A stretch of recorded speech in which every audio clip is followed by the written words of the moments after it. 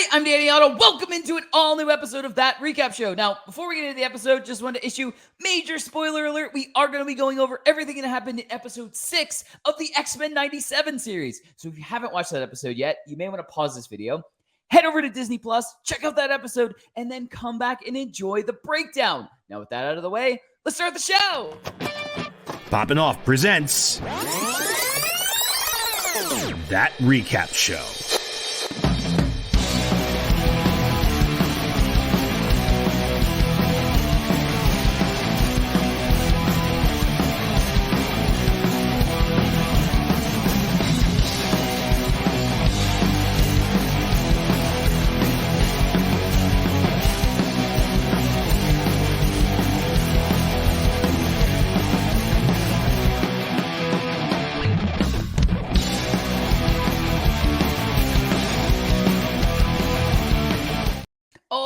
Joining with me to break down everything from episode 6 of the X-Men 97 series, it's Jon Jon Rico! Class is in session. How did you know that was going to be something that I was going to point out? That was one of my favorite Professor X scenes, was when he was just like, nope, you got to raise your hand if you're going to ask a question. He's like, yeah. And then he's like, oh, wait, I am him. And he just kind of like does his thing. Yeah, I love that moment. That was such a good scene. I just like every once in a while, like somebody would start like yelling and you'd be like, nope, you gotta raise your hand to ask a question. Yeah, everyone's fighting. I need to put them back and take them all back to school. Yeah. But anyway, just getting right into it. And I've said this in some of our recaps about Bad Batch season 3, how they do a really good job of kind of juggling multiple storylines and a lot of characters at the same time. Oh yeah. But I have to say, this is a really good example of that in the X-Men series, this episode in particular, because we didn't have, 2 mini episodes. We had one full episode, but it was jumping between 2 major storylines, basically, and 2 major characters. But not only that, we also kind of got a payoff tease from episode 5. Like, you know what I mean? Like, so much happened in this. Like after I finished the episode, I was like, holy shit, so much just happened. But it felt so concise. Like it felt like we got enough time of both storylines. And it felt like, everything made sense in universe to what we got. And nothing felt rushed. And nothing felt like, oh, that was a weird transition. Like it just all worked. So I just really, I had to point that out. Like I just felt like I know I've said that in the past for the Bad Batch series, but this was a really cool example of them not splitting it up into 2 mini episodes, but weaving multiple story arcs together to kind of really progress story for 2 big characters and two big arcs, basically. Storm getting her powers back and what has happened to Professor X. Like, these are giant storylines that they were dealing with. And to be able to feel like we had enough time of both in, a half an hour episode is still awesome. I just think they did a really good job. But Rico, what were some of your instant reactions to episode 6?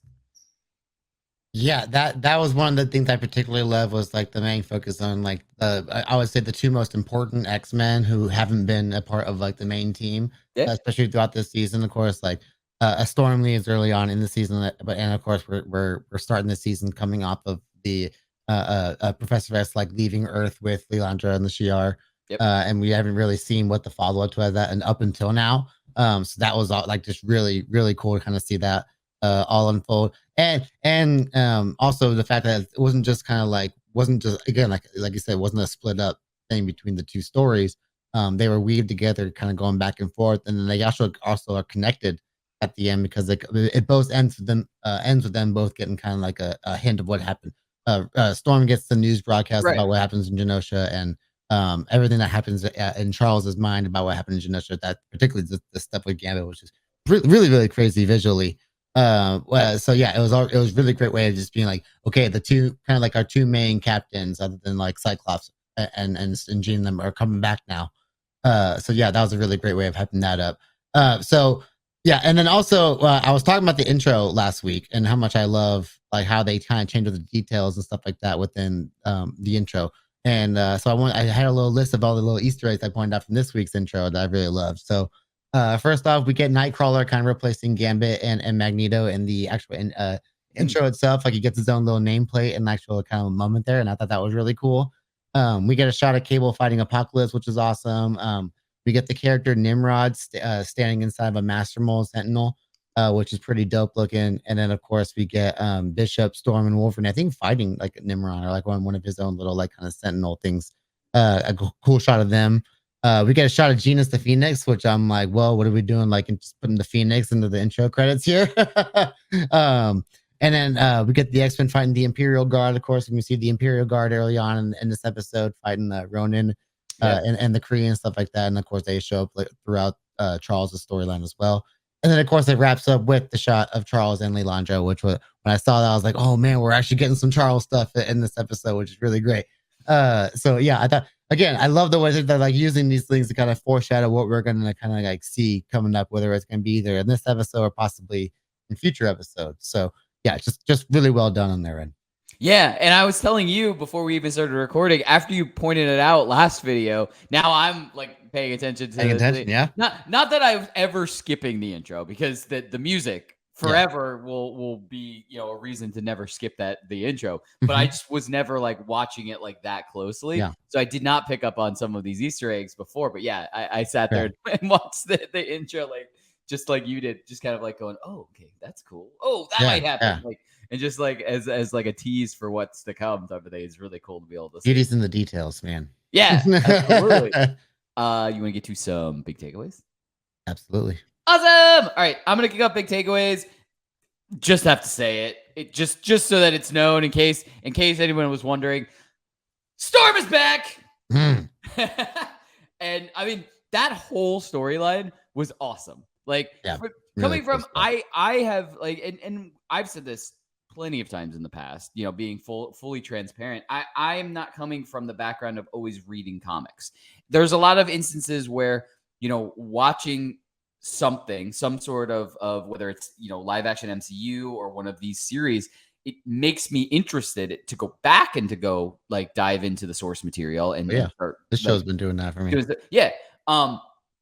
So I've never watched or I've never read this story arc. So seeing this was really cool. And it was kind of like I was seeing it for the first time. Like, you know, like, because I didn't read these comics. So I just thought that whole thing was really cool. And I really liked, and it's kind of exactly like what I was asking for, what I wanted. I wanted like this, you know, trippy, mystical vision quest for Storm to get her powers back. Like, that's what I wanted.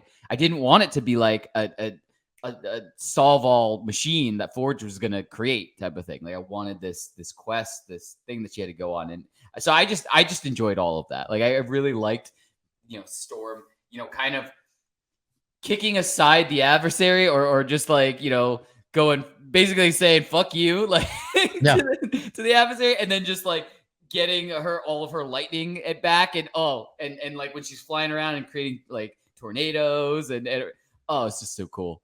Like, that was one of the things I loved as well. Yeah, just the whole like, you know, bringing out the dormant part of her power, that like the part inside of her that was keeping her powers dormant was like the internal battle that was somewhat external as well, because there was like a physical embodiment of her like internal problems. It was like a really I love every really second cool of that. Yeah, you know what was really cool? It made me think of was it the original Spider-Man 2 with Tobey Maguire where he loses his powers? His powers are like slipping. But he realizes it's a mental block type of thing. Like, he goes to the psychiatrist. He goes to the doctor. Yeah, he goes, in my dreams, I'm Spider-Man. Yeah. I am losing my powers. But that whole scene in that movie is hilarious. But it reminded me of that, where it's like even the adversary was pointing out was like the adversary was saying like that Storm was rejecting her own powers. It wasn't that like, you know, the blast, you know, was keeping her powers away. It was that she had kind of already said no, like she didn't want her. Yeah. So it was really cool to see that. And it's the same thing with Spider-Man 2, where he finally like takes back his powers and really accepts them. That's when he gets the full strength back and everything like that. So it was really cool. It was a really, you know, important scene to have that in both that movie and in this series. So I thought it was really cool. But Rico, what were some of your takeaways from this episode? Yeah, I really did love that whole kind of like wrap up to that story too, because one, shout out to the Storm actress again. I said this before. I think it was in episode 2, when that whole episode where after she gets shot with the executioner's weapon, and she has that whole thing where she reads the letter and she can't feel, like, also she Yeah. couldn't feel the weather and stuff like that. Like, all really heartbreaking voice work. But not only is she doing the amazing voice work for just like Storm herself, but she's also doing it for the adversary, because so that's just, because of the fact it's like an internal part of Storm herself. And I thought she just did a really great job of just kind of conveying that creepiness within the adversary itself. So just a really, again, the voice actors this season, just like even compared to the stuff they did back in the 90s, like I just think it's just like levels above what they were doing, and it's just really really great stuff. So yeah, I really love the shot of her when she's kind of that flight out, and she's flying out, like when she goes out to the sky, and then she comes out and she's going like with the horses and like that. Reminded me of Man of Steel when he does his first flight. One of my favorite superhero movie scenes, and kind of like the kind of feeling he gets when she's kind of flying over the water, and just kind of like that feeling that she gets flying through the air again. It was just really amazing, amazingly well done. I loved every second of it. But really, as much as I loved like the wrap up of the life death storyline, because I was really looking forward to that. I thought it was gonna be its own episode, but really, what we got was a really another great episode story with Professor X and Leandra for the Shi'ar stuff.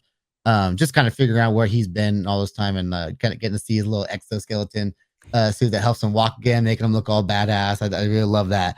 And I did it reminded me of just like how grand the whole like X-Men storytelling universe really is. Like, it's a reason why the brand itself was so strong in its own without the need of having all the heroes come into it. Is like you can tell all these different stories within any kind of genre within the X-Men world, and it can and this is what it could be.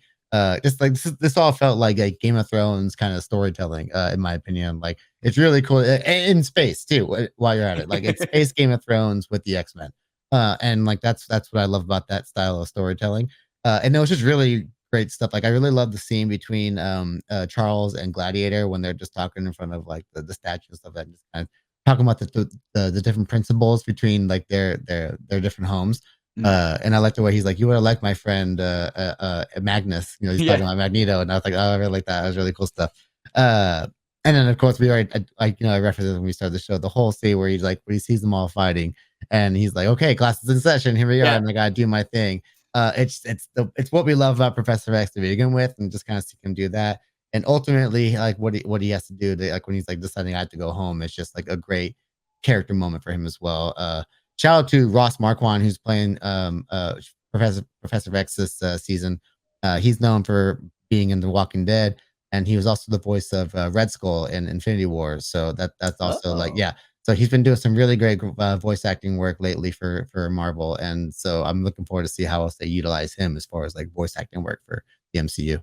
Very cool. Yeah, I mean, all of the voice acting work in this series is incredible. Like, you can feel the emotion in every episode and every character. And I mean, maybe it's because so many heavy things have happened, type of thing, like that they're really getting to demonstrate, I guess, their voice acting abilities, like instead of just being like a normal cartoon or anything like that. Like, this really is heavy stuff.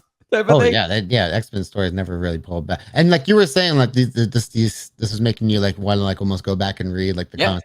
This is probably the closest like to reading a comic I think the show has been, as far as like the way they do the character interaction. The dialogue itself is very comic booky. And even like the way they deliver it's like, it just feels like the way you would read it while you're reading a comic book. So yeah, this is like the way they won the closest to the storylines themselves. But yeah, just the actual feel of being in the comic book is probably like the most accurate I've seen yet. Very cool. Yeah. I mean, I definitely want to dive back in because of this series for sure. But you want to get to some predictions? Yeah, let's do it. Awesome. All right, why don't you kick off predictions? Okay, so we get a pretty cool reveal here at the end of the episode. We see Bolivar Trask kind of just running for his life. And we're like, what the hell is going on? What is he so afraid of? And then we hear a voice talking to him, like how he's like, Bolivar saying, I gave you what you needed to access Master Mold. And I'm like, okay, now we know he's talking to whoever started Genosha. And it's revealed to be freaking Mr. Sinister, who like Of all the people that I thought it could have been, like he was not one that thought would have been like the one to be revealed to be like the perpetrator. Especially because we had already kind of seen him earlier in the season. He got defeated, so I was like, okay, we kind of see him as Sinister this season. We'll see him later on. But never thought he was going to be like the main guy here that's like responsible for it. And it got me thinking like we've had versions of like some of the big X-Men big bads in the X-Men movies already. Apocalypse, we've had Magneto, we've had the Phoenix and stuff like that, but we've had like these teases of Mr. Sinister, but we've never actually had Mr. Sinister show up as a villain.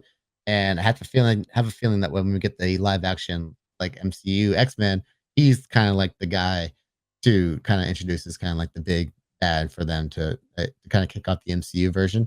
And this is a great way to kind of like get people ready for him, right? Because now we know like what he's capable of, like what his intentions are, and it'd just be a great way to utilize someone that never really got their full chance when Fox had the rights.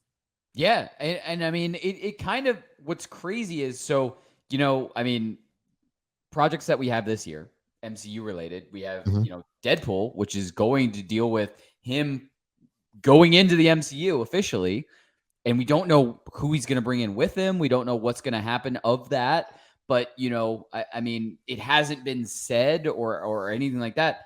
But I mean, Deadpool 2 had Cable, which is another direct connect to this X-Men 97. Like, you know what I mean? Like, there's so many different like threads that can be pulled to connect to what we're trying to do. And the fact that, X-Men 97 could technically end up being connected to What If with the Watcher. And there's so many different parallels. And there's already been like, because we're dealing with like our main MCU is dealing with multiverse, we know that, What If has some connections to the main MCU and Loki and all of that. Like, it's all connected at this point.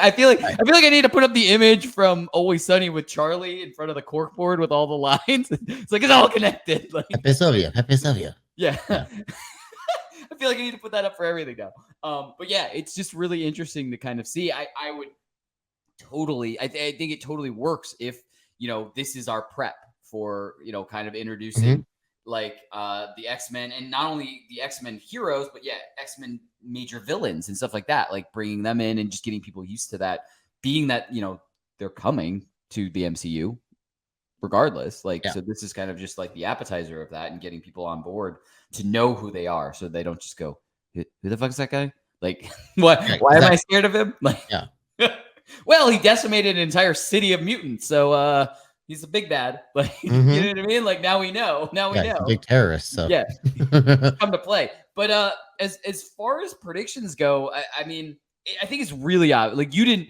I appreciate that you didn't just go for the obvious. I'm 100% just going for the obvious.